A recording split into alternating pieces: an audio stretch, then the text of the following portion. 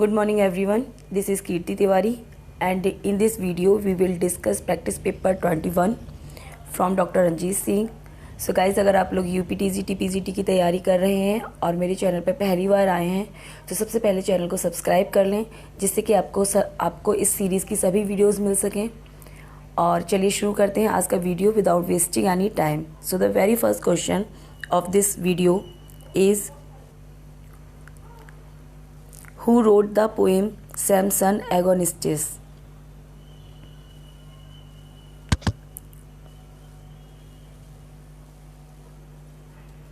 Samson Agonistes किसकी poem है? सो ये मिल्टन की पोएम है। तो आपका पहला वाला क्वेश्चन आंसर सही हो जाएगा इसका, मिल्टन। क्वेश्चन नंबर देखिए second, who wrote the poem on his blindness? Very easy question है, आपको पता ही है। ये भी पोएम मिल्टन की है तो आपका ए यहाँ पर करेक्ट हो जाएगा। A is right here. Who established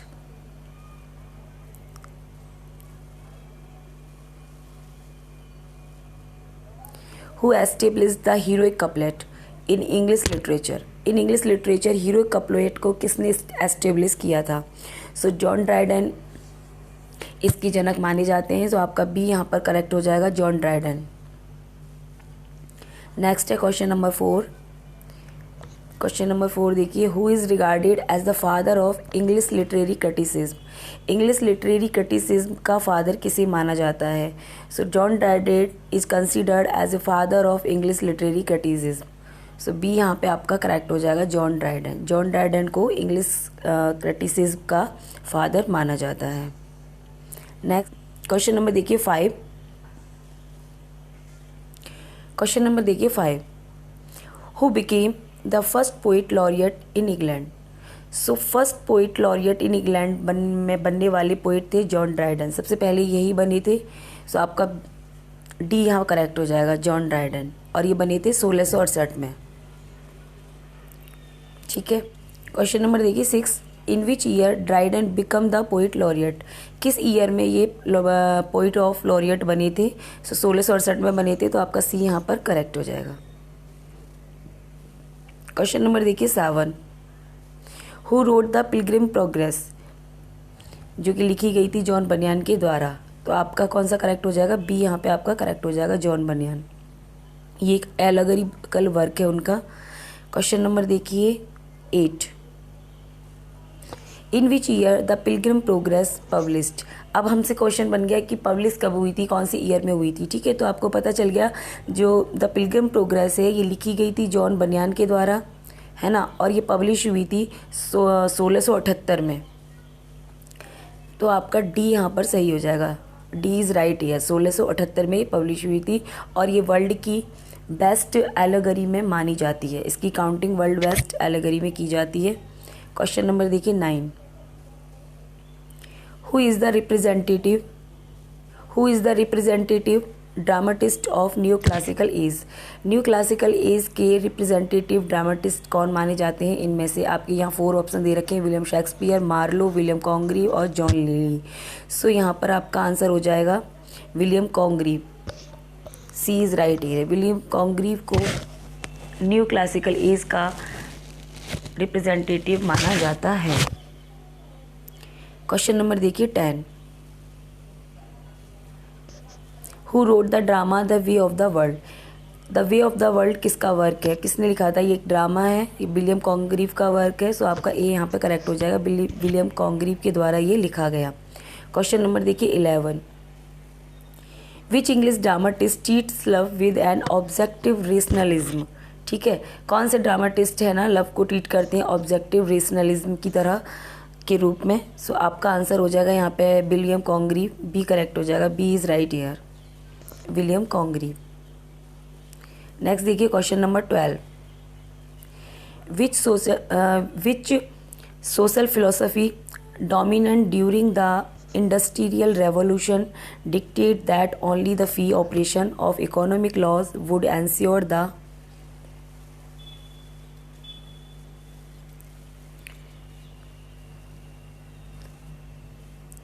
general welfare, that the government should not interfere in any person pursuit of their personal interest?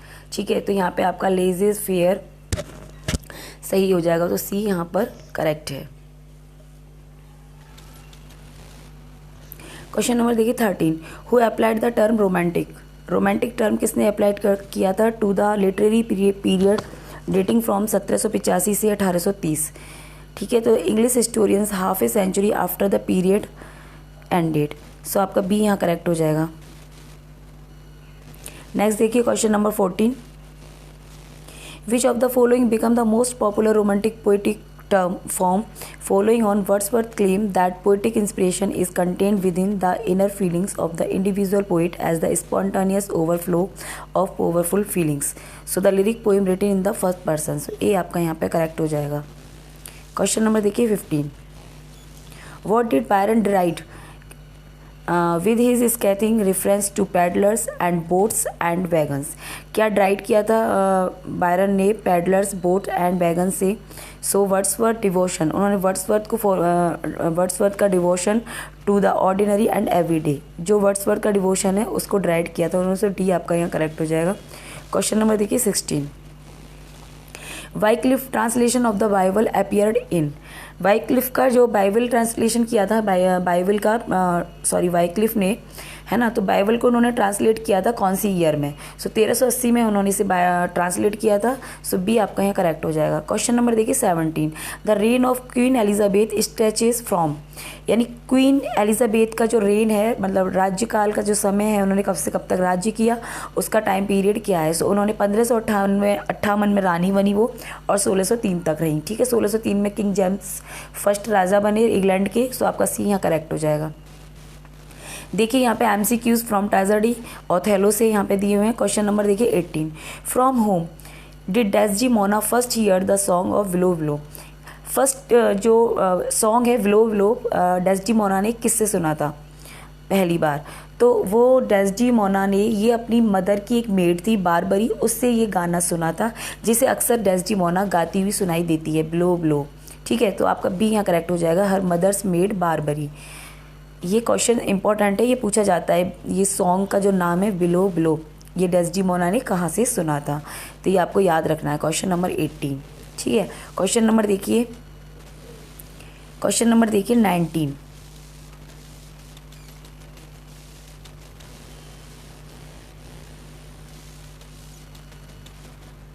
Question number देखिए 19, which of the following epithet is most commonly applied to Iago throughout the play. कौन सा epithet Iago को पूरे play में दिया जाता है। So honest दिया जाता है। सो ए आपका यहाँ करेक्ट हो जाएगा। क्वेश्चन नंबर देखिए 20, whose death does Gratiano report in the final scene. किसकी डेथ ग्रेसियानो आकर बताता है लास्ट सीन में प्ले के। सो ब्रेबेंसियो की डेथ हो जाती है, आके वो ये सूचना देता है प्ले के अंत में। सो डी आपका करेक्ट हो जाएगा। और जो ब्रेबेंसियो हैं वो डेस्डेमोना के फादर हैं। ठीक है, क्वेश्चन नंबर देखिए 21, विच ऑफ कैसियोज वीकनेस, कौन सी कमजोरी का, कैसियो की कौन सी कमजोरी का फ़ायदा उठाता है इयागो। एक्सप्लॉइट है ना, की आदत थी, उसमें वो अपना जो टेम्पर था वो खो देता है कैसियो, तो इस कमजोरी का वो फ़ायदा उठाता है। सो आपका ऑप्शन बी वाला करेक्ट हो जाएगा, ए लो टॉलरेंस फॉर एल्कोहल। बी यहाँ पे करेक्ट हो जाएगा। क्वेश्चन नंबर देखिए 22, whom does Iago refer to as the true general. Iago किसको ट्रू जनरल मानता है। सो वो डेस्डेमोना को मानता है। सो आपका सी यहाँ करेक्ट हो जाएगा। देखिए नेक्स्ट क्वेश्चन नंबर देखिए 23, how does Othello kill Desdemona. Desdemona को ओथेलो कैसे किल करता है। सो ही स्मॉदर हर। ठीक है, उसके ऊपर वो प्लो से उसका जो है मुंह गला घोट देता है। 23 वाला आपका सही हो ये सी आपका सही हो जाएगा। नेक्स्ट देखिए question number 24, what according to Iago, Iago के अनुसार is the green eyed monster क्या है। ठीक है, तो इयागो के अनुसार ग्रीन आइड मोनेस्टर है ज्वेलसी। सो डी आपका यहाँ करेक्ट हो जाएगा। क्वेश्चन नंबर देखिए 25, whom does Casio wound in the drunken brawl. है ना, ड्रंकन ब्रोल में कैसियो किसको घायल कर देता है एक्ट सेकंड के सीन 3 में। सो मॉन्टेनो को करता है वो, तो सी आपका यहाँ पर सही हो जाएगा, सी। क्वेश्चन नंबर देखिए 26, with whom does Cassio dine the night, है ना, किसके साथ नाइट डाइन करता है, ही इज स्टेप्ड, जब वो स्टेप्ड हो जाता है तो वो करता है बियांका के साथ, सो डी आपका सही हो जाएगा यहाँ पे।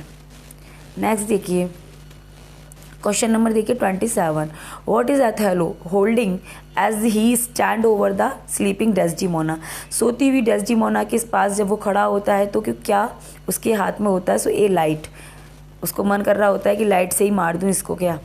क्वेश्चन नंबर देखिए 28, who is the first character to refer to Othello by his name, कौन सा ऐसा पहला करेक्टर है जो ओथेलो को उसके नाम से बुलाता है, सो द ड्यूक, सो ए यहाँ पर करेक्ट हो जाएगा। क्वेश्चन नंबर देखिए 29, according to Lodovico letter who is to replace Othello as governor of Cyprus, governor कौन बनता है साइप्रस का लुडोविको के लेटर के अनुसार, सो कैसियो बन जाता है यहाँ पे, सो बी आपका यहाँ करेक्ट हो जाएगा। नेक्स्ट देखिए question number 30, on the night of a death, है ना, अपनी डेथ वाली रात को what does Desdemona ask Emilia to do, Emilia से वो क्या करने को पूछती है, तो वो उसको कहती है कि वो जो शादी वाली मेरी बेड सीट है उसे बेड पर बिछा दो, सो आपका सी यहाँ करेक्ट हो जाएगा। ठीक है, put Desdemona's wedding sheet on the bed. Question number देखिए 31, what does Iago counsel Roderigo to do, क्या सलाह देता है इयागो रोड्रिगो को करने की, put money in the purse, so B यहाँ करेक्ट हो जाएगा। क्वेश्चन नंबर देखिए 32, who has been term as motiveless malignity, किसको ये टर्म दिया गया मोटिवलेस मैलिग्निटी, TGT 9 में आया हुआ है ये, सो इयागो को ये टर्म दिया गया है। क्वेश्चन नंबर देखिए 33, इयागो हैज़ बीन डेस्क्राइब्ड, इयागो को कैसे डेस्क्राइब्ड किया जाता है, एज ए मोटिवलेस मैलिग्निटी, है ना, उसको मोटिवलेस विलन कहा गया है, किसके द्वारा उसको ये टर्म दिया गया है, सो सैमुअल टेलर कॉलरिज के द्वारा ये दिया गया है, ST कॉलरिज, सो बी यहाँ पे आपका करेक्ट हो जाएगा। क्वेश्चन नंबर देखिए 34, which Shakespearean critic said that evil has nowhere else been portrayed with such mastery as in the evil character of Iago, यानी evil को इतने अच्छे तरीके से इतने अच्छे ढंग से कहीं पेश नहीं किया गया जितने अच्छे ढंग से इयागो के कैरेक्टर में दिखाया गया है। ये जो एक क्रिटिक हैं उन्होंने ये स्टेटमेंट दिया है, सो AC ब्रेडली यहाँ पर आपका सही हो जाएगा, D इज़ राइट हेयर। इन्होंने 1904 में शेक्सपियरियन ट्रेजेडी लिखा था जिसमें कि उन्होंने उनकी 4 ग्रेट ट्रेजेडी हैं HOKM को अच्छे से एक्सप्लेन किया है, सो उनका ये स्टेटमेंट रहा है। क्वेश्चन नंबर देखिए अब 35, which Shakespearean critics said about Iago that stand supreme बताया उसको एमंग शेक्सपियर्स ईविल कैरेक्टर्स, उसके जो शेक्सपियर की जितने भी ईविल कैरेक्टर्स हैं उसमें सबसे ज़्यादा सुप्रीम किसको बताया है, इयागो को, because the greatest intensity and the subtlety of imagination have gone into his making, काफ़ी मेहनत लगी है उसके कैरेक्टर को बनाने में, सो ये स्टेटमेंट भी आपका AC ब्रेडली के द्वारा दिया गया है, सो D यहाँ पर आपका करेक्ट हो जाएगा। क्वेश्चन नंबर देखिए 36, हु सैड किसने कहा है, Iago is an portrait of A psychopath, कैसे पोर्ट्रेट किया गया है वो एज ए साइकोपैथ, ये कथन है फ्रेड वेस्ट का, सो आपका B यहाँ पर सही हो जाएगा। ठीक है, क्वेश्चन नंबर देखिए 37, हु राइट्स, ये काफ़ी बड़े बड़े स्टेटमेंट हैं जो शेक्सपियर के बारे में दिए जा रहे हैं। हु राइट्स दैट, कौन लिखता है इयागो के बारे में, illustrate in the most perfect combination the two fact concerning evil which seems to have impress Shakespeare the most, the first being that the fact that perfectly sane people exist in whom fellow feeling of any kind is so weak that an almost absolute egoism becomes possible to them, with the second being that such evil is compatible and even appears to ally itself easily with exceptional power of will and intellect। तो ये statement भी ना AC Bradley का ही दिया हुआ है, D आपका यहाँ सही हो जाएगा। क्वेश्चन नंबर देखिए नेक्स्ट 38 क्वेश्चन देखिए, है ना, हु राइट्स, कौन लिखता है, शेक्सपियर के बारे में लिखा जा रहा है। To compare Iago with the Saturn of Paradise Lost seems almost absurd. So immensely does Shakespeare man exceed Milton friend in evil. So ये स्टेटमेंट दिया गया है AC ब्रैडली का ही स्टेटमेंट है, सो D आपका यहाँ करेक्ट हो जाएगा। नेक्स्ट देखिए question number 39, who believed that Iago is simply an opportunist.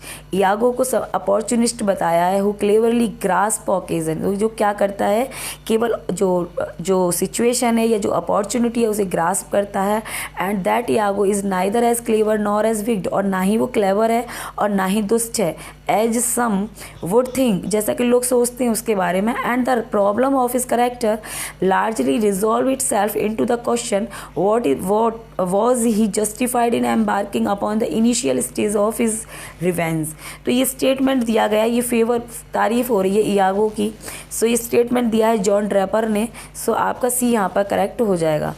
और नेक्स्ट क्वेश्चन है 40 वाला, देखिए ये मूवी आपने देखी होगी, इन विशाल भारद्वाज फिल्म ओमकारा 2006 में एक विशाल भारद्वाज की मूवी आई थी ओमकारा, शायद आप लोगों ने देखी होगी। उसमें ये जो मूवी है, ये ओथेलो जो प्ले है ये विलियम शेक्सपियर का, इसी पर बेस्ड है। इसमें एक करेक्टर रोल प्ले करता है ईश्वर लंगड़ा त्यागी, मॉडल ऑन इयागो पर ही वो बेस्ड है। तो वो उसका रोल किसने किया है? So any guesses guys? पता होगा जिन लोगों ने ये मूवी देखी होगी उन्हें पता होगा। सो सैफ अली खान ने ये रोल प्ले किया है इयागो का इस मूवी में ओमकारा। ए हो जाएगा यहाँ पर करेक्ट आपका, ठीक है।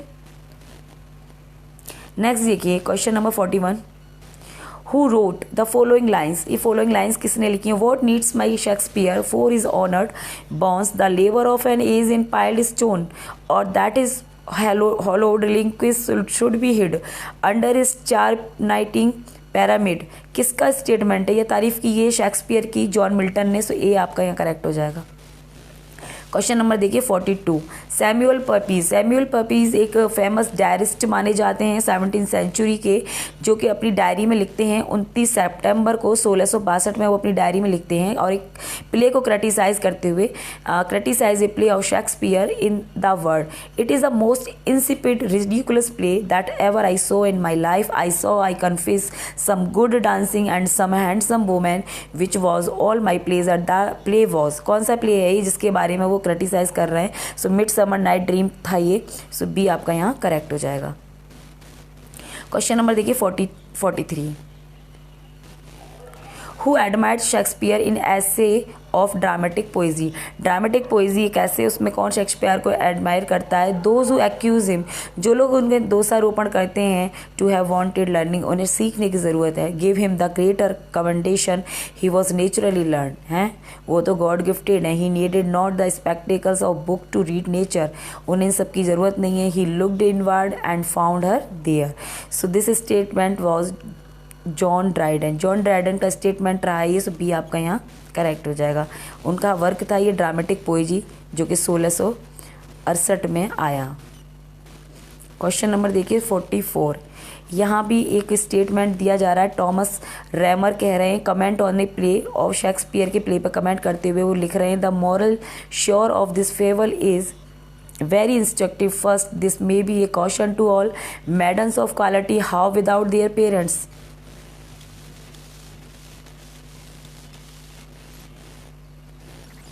consent they ran away with blackamoors. Secondly, this may be a warning to all good wives, they look well to their linen. Thirdly, this may be a lesson to house husband that before their jealousy be tragical, the proof may be mathematical the play is. यानी कि ये Thomas rammer का statement है, एक play को refer करते हुए बोल रहे हैं। इन्होंने ओथेलो को रेफ़र किया है इस प्ले में। कितनी बढ़िया बात उन्होंने बोली है।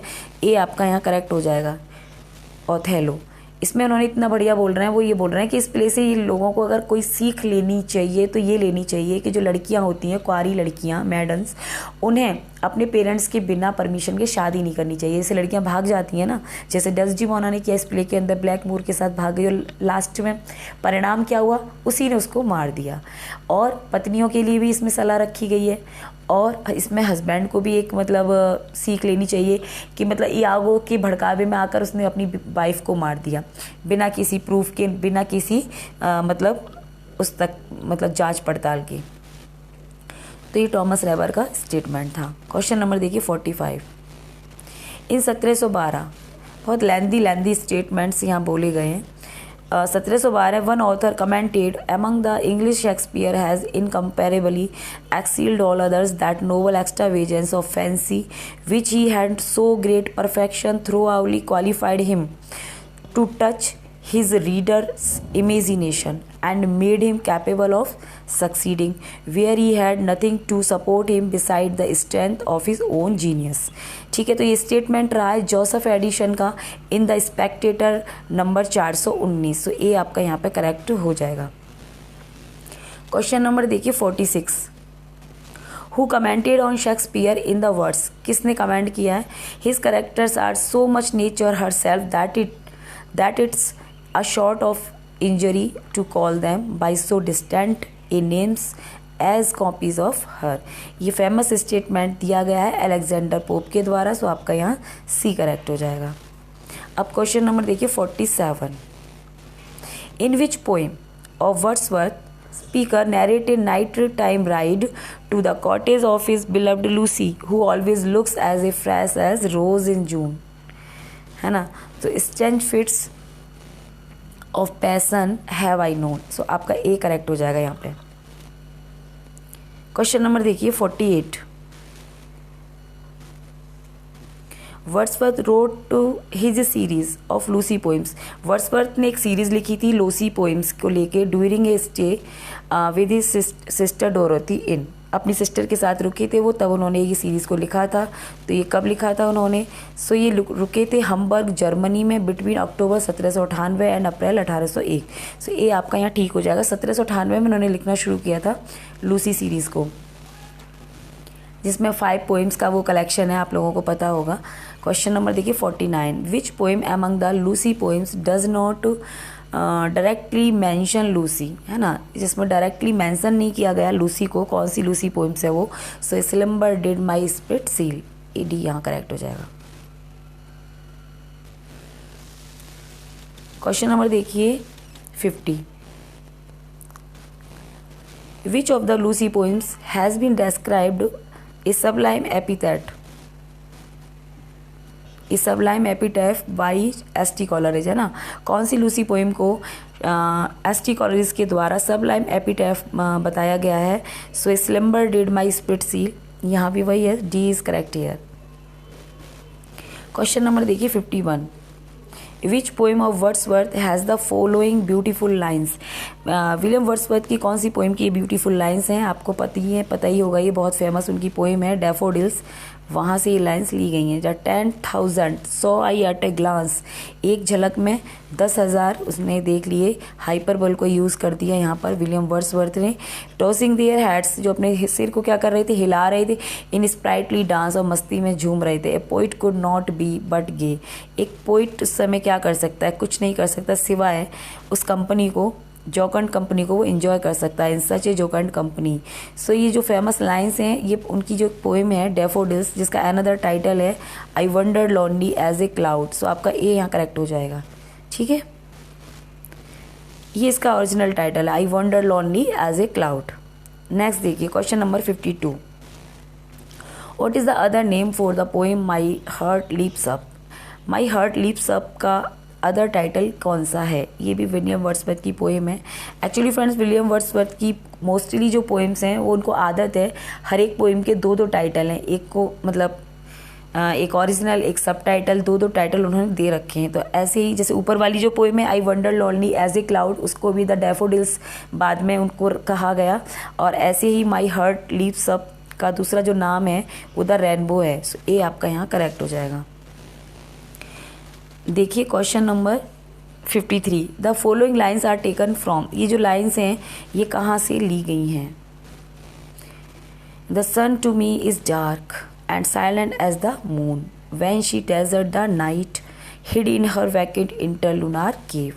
सो ये लाइन्स ली गई हैं, these lines are taken from Samson Agonistes. So A आपका यहाँ सही हो जाएगा। क्वेश्चन नंबर देखिए 54, the following lines are taken from, ये जो लाइन्स हैं ये कहाँ से ली गई हैं, देखिए। To live a life half dead death a living death. ठीक है, तो सैमसन एगोनिस्ट की लाइन ही है ये ए हो जाएगा सही। क्वेश्चन नंबर देखिए 55, the following lines are taken from, कहाँ से ली गई हैं? वाइजेस्ट मैन, बुद्धिमान व्यक्ति, have erred and by bad women, bad women के द्वारा क्या बेचारे ठग लिए जाते हैं, बीन डिसीव, धोखे में आ जाते हैं बेचारे। तो ये लाइन्स भी कौन बोल रहा है? सैमसन बोल रहा है, एगोनिस्ट की लाइन है ये। सो डी आपका यहाँ करेक्ट हो जाएगा। क्वेश्चन नंबर देखिए 56।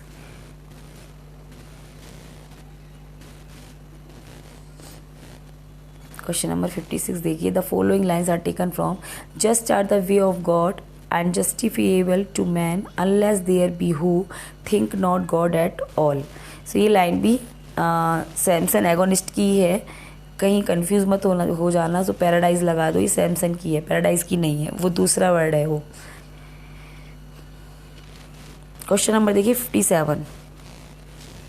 The following lines are taken from my race of glory run and race of shame and I sells shortly to be with them at rest. ये भी सैमसन एगोनिस्ट की ही लाइन है, ये यहाँ पे सही हो जाएगा आपका। क्वेश्चन नंबर देखिए 58। Who speak the following lines in Samson Agonist. Samson agonist की लाइन एक और है यहाँ पर, in argument with man a woman ever goes by the rose whatever be her cause. ये लाइन किसके द्वारा बोली गई है सैमसन एगोनिस्ट में? सो डेलिया के द्वारा ये लाइन बोली गई है। डेलिया सैमसन की वाइफ थी, इसी की वजह से बेचारे को बंदी बना लिया गया था, हार का सामना करना पड़ा। क्वेश्चन नंबर देखिए 59। Different kind of loyalties are presented in this play, है ना। डिफरेंट काइंड की लॉयल्टीज़ को इस प्ले में दिखाया गया है। The most noticeable being the loyalty of race, race loyalty, loyalty to friendship, professional loyalty and lastly the loyalty of married life.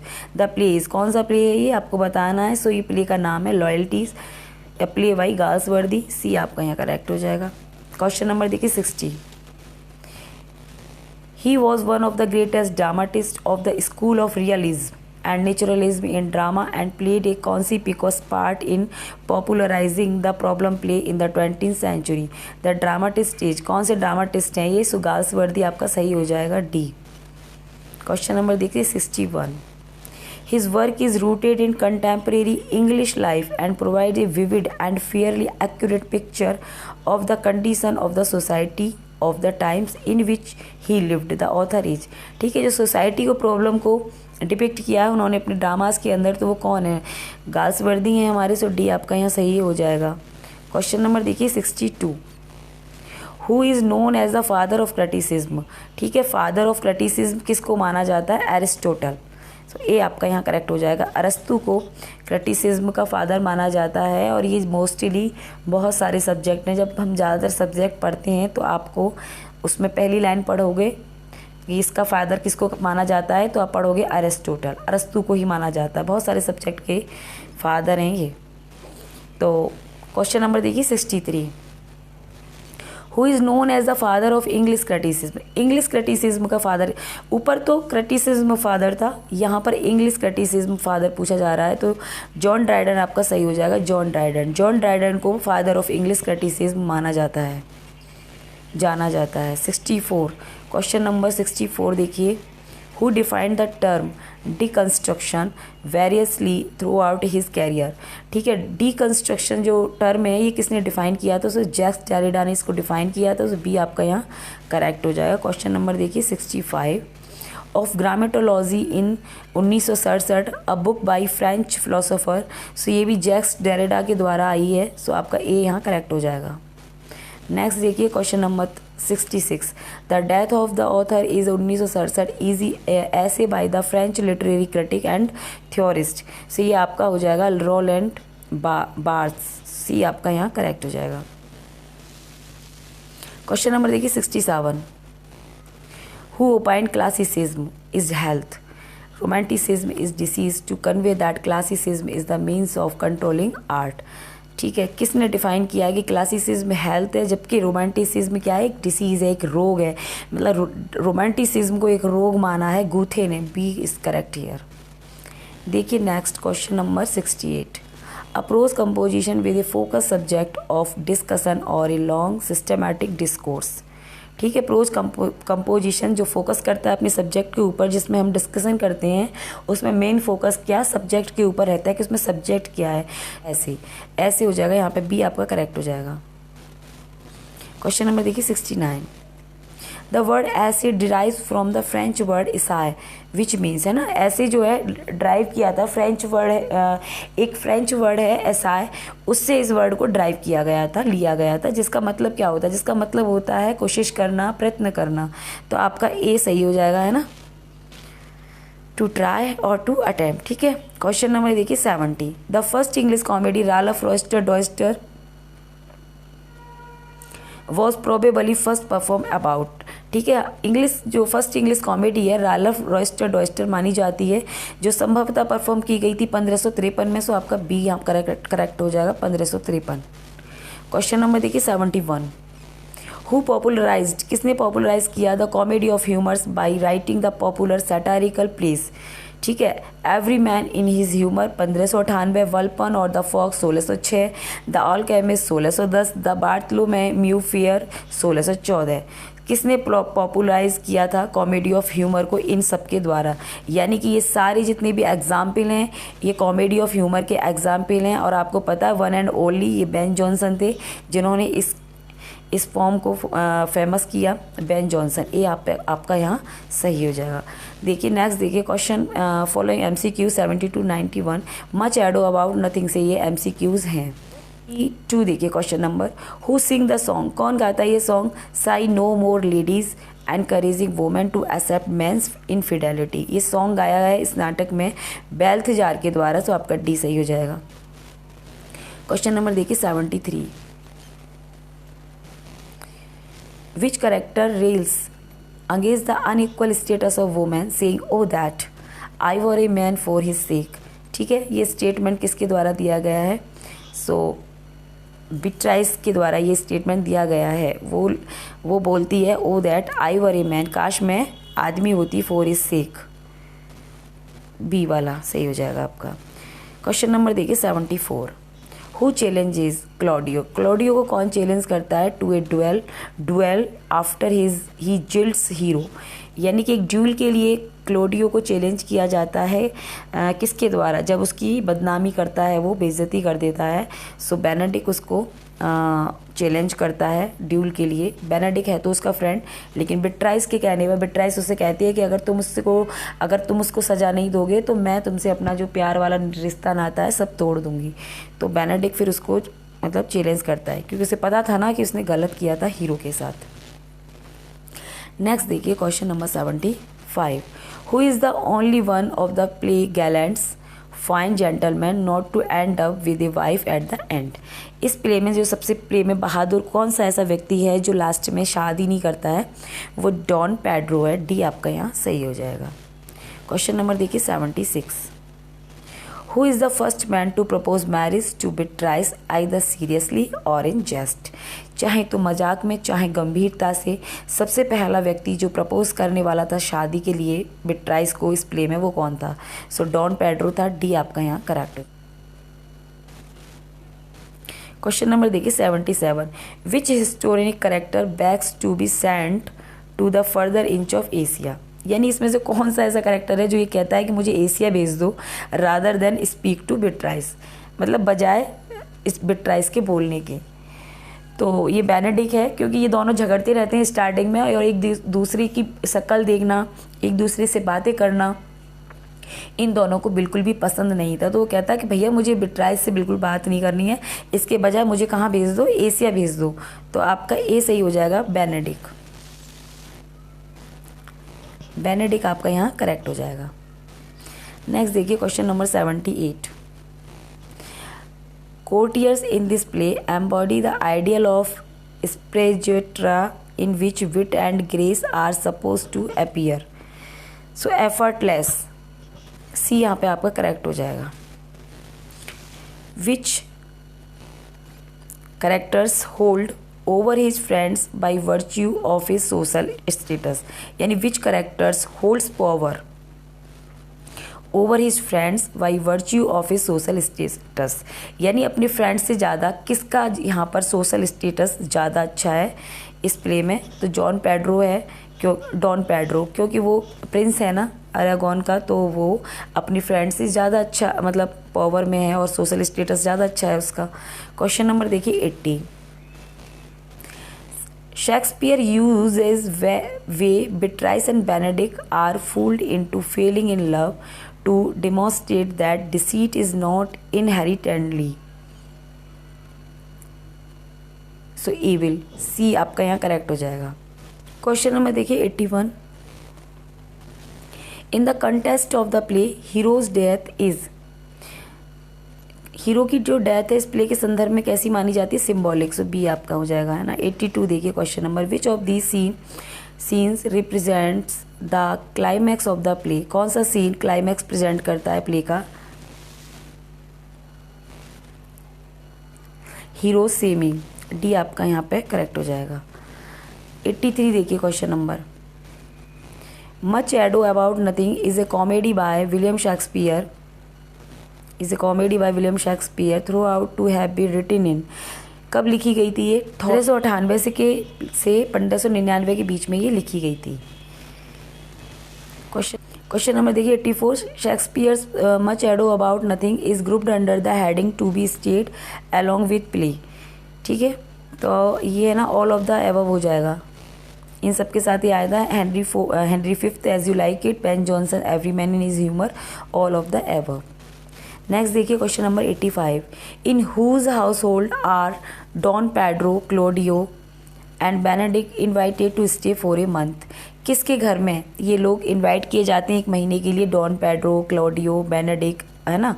तो ये लियोनार्डो के घर आते हैं, तो बी आपका करेक्ट हो जाएगा। लियोनार्डो कौन है, हीरो के फादर हैं। क्वेश्चन नंबर 86 देखिए। What does Benedick and Beatrice merry war consist of, ठीक है। What does Benedick and Beatrice merry war consist of, boxing, exchanging insult. तो आपका ना ए सही हो जाएगा, एक्सचेंजिंग इंसल्ट, ये एक दूसरे की इंसल्ट करते रहते हैं प्ले के अंदर। क्वेश्चन नंबर देखिए 87। What is Don John's nickname, Don John's का निक नेम क्या था। ये डॉन जॉन जो है डॉन पेड्रो का मतलब इलेजिमेट भाई है, तो इसका जो निक नेम है वो है द बास्टर्ड। बी सही हो जाएगा यहाँ पर। क्वेश्चन नंबर देखिए 88। Before Don John and Don Pedro become friendly they were, है ना। फ्रेंडली बनने से पहले वे लोग कैसे थे, सो म्यूचुअली हॉस्टिल, दुश्मन थे वो आपस में। क्वेश्चन नंबर देखिए 89। What does Don Pedro propose to do in order to help Claudio win hero's heart? क्या प्रपोज करता है डॉन पेड्रो क्लोडियो को हीरो का दिल जीतने के लिए, वो कहता है him disguise himself as Claudio. B आपका यहाँ पे करेक्ट हो जाएगा। क्वेश्चन नंबर देखिए 90। After overhearing Don Pedro in conversation with Claudio, है ना। क्लोडियो से कन्वर्सेशन हो रही थी डॉन पेड्रो की, जिसे सुन लेता है कौन, Antonio. Mistakenly tells Leonardo that Don Pedro is in love with, है ना। जब ये लोग आपस में बातें कर रहे थे तो डॉन पेड्रो की बातें सुनकर जो एंटोनियो है वो गलती से समझ लेता है कि वो किसी के प्यार में है, तो किसके प्यार में, तो वो हीरो के प्यार में उसको बता देता है लियोनार्डो को आके। तो ये यहाँ पे आपका करेक्ट हो जाएगा। क्वेश्चंस हैं जो ग्रामर पर बेस्ड हैं, उन्हें ध्यान से देख लीजिए। Find the incorrect match of singular and plural form of noun. आपको सिंगुलर और प्लूरल यहाँ पर कुछ नाउन्स दे रखे हैं जिनका आपको इनकरेक्ट मैच है वो फाइंड आउट करना है ना। तो क्वेश्चन देखिए 91। यहाँ सिंगुलर और यहाँ प्लूरल यानी बैच, तो जो बैच है उसका क्या हो जाएगा, बैचेस हो जाएगा। यानी कि जो नाउन एंडिंग होती हैं जैसे CH से, है ना, X से, या फिर SS हो उनके लास्ट में, या फिर क्या हो केवल S हो, तो उनमें क्या लगाते हैं हम एंड में ES लगाते हैं ऐसे नाउन्स के एंड में, उनको प्लूरल करने के लिए। तो ऐसे ही यहाँ पर है ना बैच दे रखा है, देखिए तो बैच में CH आ रहा है लास्ट में, तो इसमें हम क्या लगा देंगे ES, तो ये बैचेस हो जाएगा। ठीक है, ऐसे ही बॉक्स है तो बॉक्स जब X लास्ट में होता है तो ES लगा देते हैं, तो यहाँ पर देखो IS लगा हुआ है, तो ये गलत हो गया ना। तो यहाँ पर आपका जो इनकरेक्ट है ना वो B है, तो आपका आंसर क्या हो जाएगा B। बाकी सब सही है। देखो बेबी है तो बेबी में यहाँ पर बाई हटा दी यहाँ पे और IES लगा दिया, यानी कि बाई से पहले जब कोई कॉन्सोनेंट होता है तो बाई को किस में बदल दिया जाता है, आईएएस में बदल दिया जाता है। तो ये सही है। आर्मी में भी आईएएस में बदल दिया गया बाई को, तो ये भी सही है दोनों। तो यहाँ कहने का मतलब है कि बॉक्स है जो आपका ये गलत था, तो ये आपका आंसर हो गया। ठीक है, अब नेक्स्ट देखिए क्वेश्चन नंबर देखिए 92। यहाँ भी सिंगुलर है, वही प्लूरल है। जैसे बैम्बू है तो बैम्बूज हो गया, सही है। कैमियो कैमियोज हो गया, सही है। टोपाज ये गलत दे रखा है यहाँ पे, क्योंकि इसमें भी केवल ऐसे ही लगता है। जैसे यहाँ वॉच है, CH लगा हुआ लास्ट में, तो ES लग जाएगा, वॉचेज हो जाएगा वॉच का। तो आपका जो आंसर है वो C हो जाएगा। नेक्स्ट देखिए क्वेश्चन नंबर 93। यहाँ भी सिंगुलर से प्लूरल देखना है आपको, तो फेस का फेजेस हो जाएगा, गैस का गैसेस हो जाएगा, क्विज का क्विजेज हो जाएगा, फ्लाई का फ्लाइज हो जाएगा। तो यहाँ पर आपका जो D है ना, D गलत है, क्योंकि यहाँ पे फ्लाइज का फ्लाइज नहीं होगा, FLIES ये होगा सही। तो आपका आंसर क्या हो जाएगा, D वाला यहाँ आपका करेक्ट हो जाएगा। नेक्स्ट देखिए क्वेश्चन नंबर 94। सिंगुलर और प्लूरल, लेडी का लेडीज़ होता है, ठीक है, लिली का लिलीज़, तो ये ही आपका गलत है। बे का बे सही है, यहाँ पर बॉय का बॉय सही है। लिली का लिलीज़ नहीं होगा, लिलीज़ का होगा LILIES,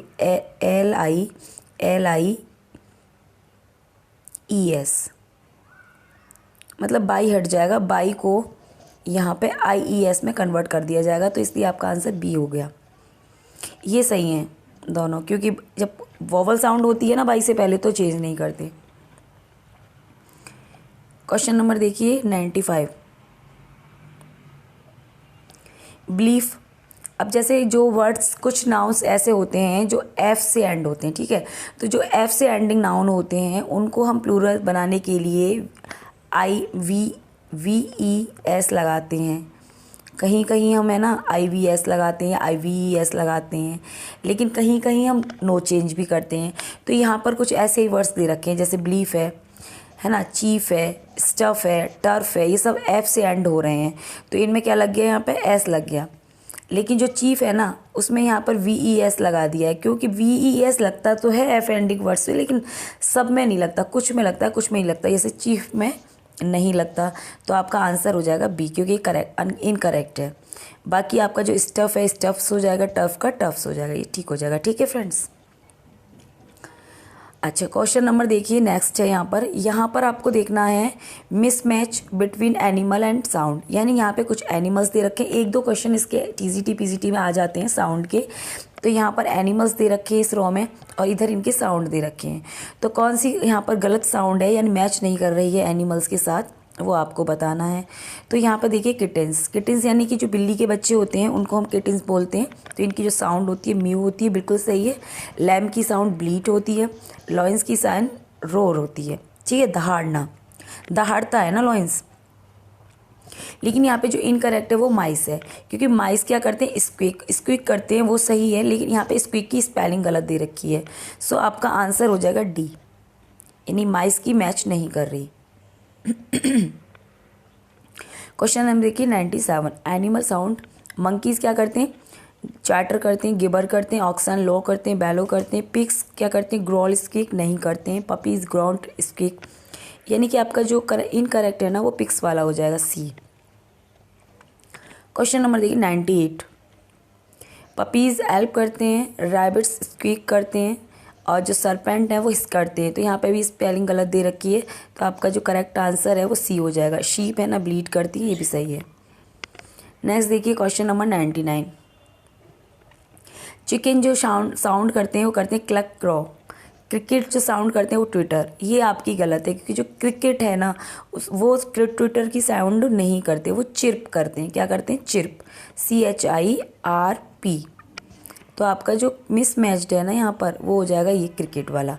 बाकी क्रोकोडाइल्स, डंकी ब्रे करता है, ये ग्राउंड कर, ये सब सही है। ठीक है, क्वेश्चन नंबर देखिए 100। बैट्स कैसे करती है, यानी कि बैट्स मीन्स होती है चमगादड़, वो करती है स्क्रीच करती है, स्क्वीक करती है ना। काफ़ी जो एनिमल्स होते हैं उनकी जो साउंड है मैच करती हैं, जैसे कि यहाँ पे भी स्क्वीक आ रहा, वहाँ भी स्क्वीक आ रहा था। और जो बैट्सर हेल्प करता है ये गलत है, बस आपका B वाला, बाकी सब सही है यहाँ पे। ठीक है, क्वेश्चन नंबर देखिए 101। TGT 2011 में ये आया हुआ है। She was seen dash the house, so she was seen entering the house, यहाँ पे C आपका करेक्ट हो जाएगा। क्वेश्चन नंबर देखिए नेक्स्ट 102।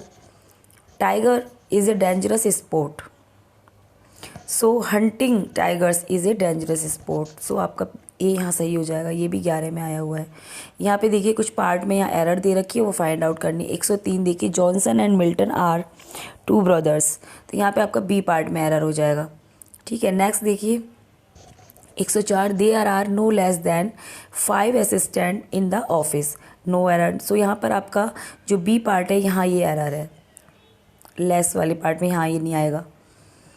क्वेश्चन नंबर देखिए 105, यहाँ भी आपको एरर देखनी है।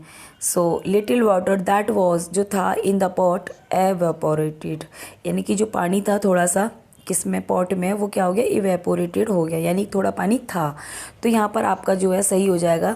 ये जो गलत है आपका यहाँ पे दे रखा है ए जो है एरर वाला पार्ट है, क्योंकि यहाँ पे ए लिटिल होता ना तब आपका ये करेक्ट हो जाता।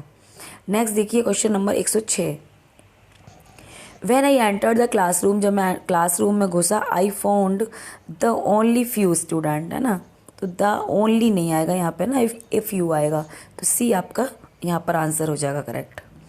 The whole India mourn the sad and sudden demise of Lal Bahadur Shastri, तो यहाँ ए वाला पार्ट जो है आपका एरर है। देखिए कि यहाँ पे कुछ स्पेलिंग्स दे रखी हैं, कुछ गलत है, टीजीटी 13 में IUV स्पेलिंग है। 108 देखिए, find out the miss spelt word, जो मिस स्पेल्ट है यहाँ पर वो देखिए। तो यहाँ पर बाकी सारे लाइसेंटियस सही है, डिस्पेरिस सही है, मेलाबल, यहाँ डिलेमा है जो ये गलत है, ये बहुत फेमस वर्ड है, DILE डबल एम होता है डिलेमा में, है ना, तब आपका ये सही हो जाएगा। तो यहाँ पे जो मिस स्पेल्ड था वो डिलेमा था। नेक्स्ट देखिए पिक आउट द, यहाँ करेक्ट स्पेलिंग आपको पिक आउट करनी है, ये भी 13 में आया हुआ है। तो यहाँ पे सही स्पेलिंग है प्लेटीट्यूड, से ये आपका यहाँ करेक्ट हो जाएगा। क्वेश्चन नंबर देखिए next 110, find out the miss spelt word, यहाँ आपको मिस स्पेल्ट वर्ड देखना है। तो ये सारे सही हैं यहाँ पर सिवाय इसके बी, सरफीट, ये आपका गलत है। ये स्पेलिंग होती है सरफीट की, SURFEIT, ऐसे होता तो सही होता।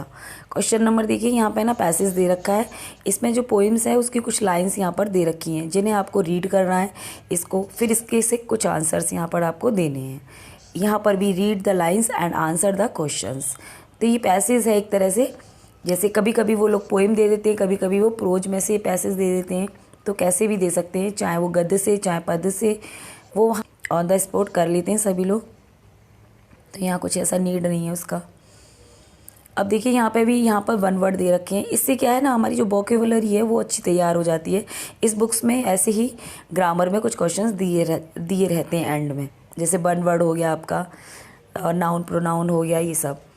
तो 114 से 120 तक यहाँ पर वन वर्ड दिए रखे हैं, उन्हें हम देख लेते हैं। One who is neither intelligent nor dull, यानी कि जो ना तो बहुत ज़्यादा इंटेलिजेंट है और ना ज़्यादा वीक है, तो ऐसी कैटेगरी के स्टूडेंट को हम क्या बोलेंगे, सामान्य बोलेंगे। तो यहाँ मेडियोक्री लिख दिया यहाँ पे, तो ये गलत है। तो आपका जो मिसमैच्ड आंसर है ना यही हो जाएगा, बाकी सब यहाँ सही दे रखे हैं। यहाँ अगर मेडियोकर होता ना तो आपका सही होता। ठीक है, सामान्य स्टूडेंट की स्पेलिंग मेडियोकर होती है, MEDIOCRE, ये सही था। तो आंसर तो आपका ए हो गया, बाकी भी देख लो, याद हो जाएंगे। One who is new to a profession, कोई नया होता है किसी प्रोफेशन में तो उसको नोविस बोलते हैं। One who is not the citizen of a country, विदेशी को एलन बोलते हैं। One who is oppose to war, जो वार के अगेंस्ट है उसको पैसिफिस्ट बोलते हैं, यानी कि शांति प्रिय ऐसा व्यक्ति। क्वेश्चन नंबर देखिए 115, वन हु इज़ टॉकेटिव, जो बहुत ज़्यादा बातें करता है उसको क्या बोलते हैं हम, गैरुलस बोलते हैं। ठीक है, one who is the most powerful, जो बहुत शक्तिशाली है उसको क्या बोलेंगे, ऑमनीपोटेंट।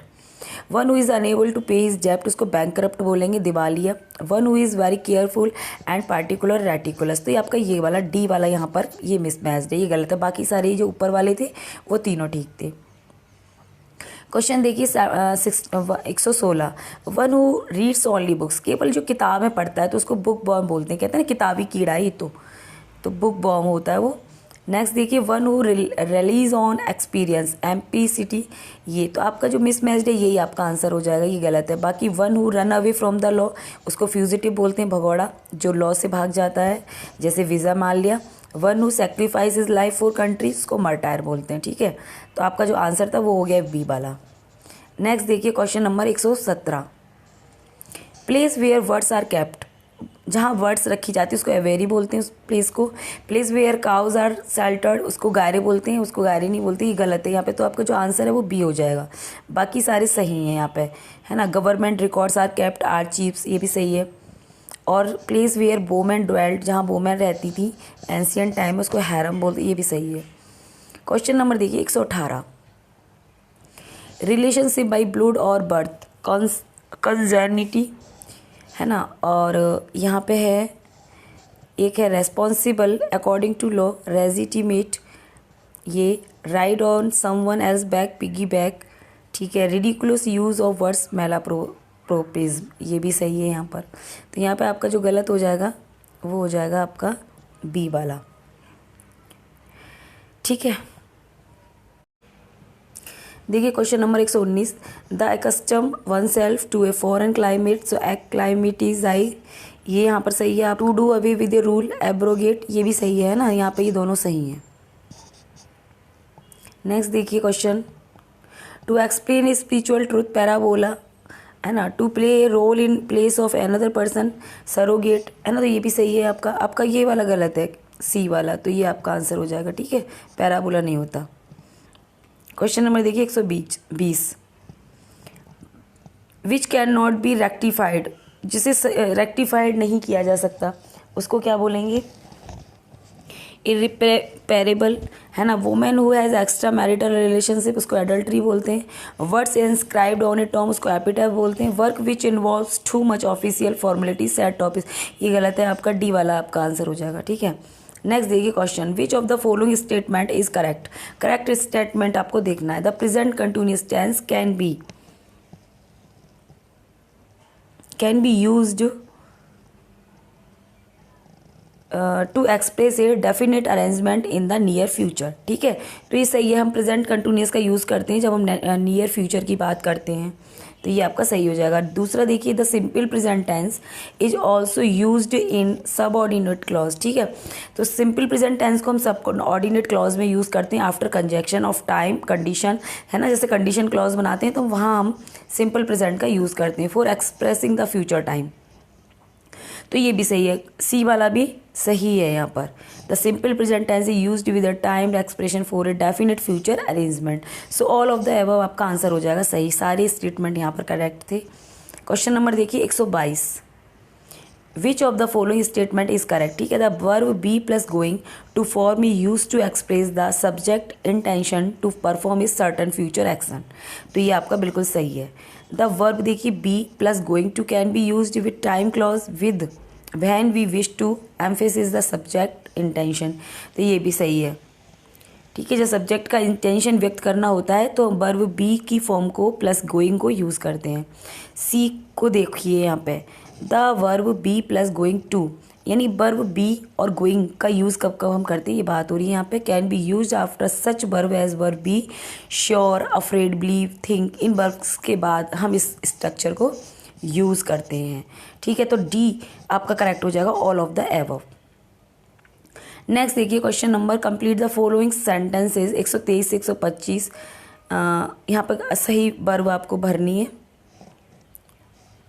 ठीक है। क्वेश्चन नंबर देखिए 123, I dash this book by the end of this book week, और फिनिश यहाँ पर वर्ब दे रखी है, तो कौन सा आपका ऑप्शन यहाँ पर हो जाएगा सही, यानी कि मैं इस बुक को इस वीक तक ख़त्म कर लूँगा, यानी करा नहीं है, अभी कर लेगा, तो फ्यूचर की बात हो रही है, तो फ्यूचर परफेक्ट आपका यहाँ पे हो जाएगा। तो आपका जो सही वर्ब यहाँ पर भरी जाएगी, I shall have finished this book by the end of this week, ये सही हो जाएगा आपका। क्वेश्चन नंबर देखिए 124, I dash the grass when the moving machine is mended, so आपको यहाँ पे सेल फिनिश ये आपका आ जाएगा, I shall finish the grass when the moving machine is mended. यहाँ भी सारे फ्यूचर के टेंस दे रखे हैं यहाँ पर। क्वेश्चन नंबर देखिए 125, they dash hard for 5 months work, ठीक है। तो इसको मैं आपको सही वर्ब फिल करनी है, सो शैल हैव बीन वर्किंग हो जाएगा, ये फ्यूचर परफेक्ट कंटिन्यूअस है फॉर 5 month, डी आपका करेक्ट हो जाएगा। सो गाइज ये थे हमारे 125 क्वेश्चंस जो हमने कर लिए, और इसके साथ ही हमारा जो 21 प्रैक्टिस पेपर था इस बुक का वो कंप्लीट हो गया है। So thanks for watching this video, thank you so much.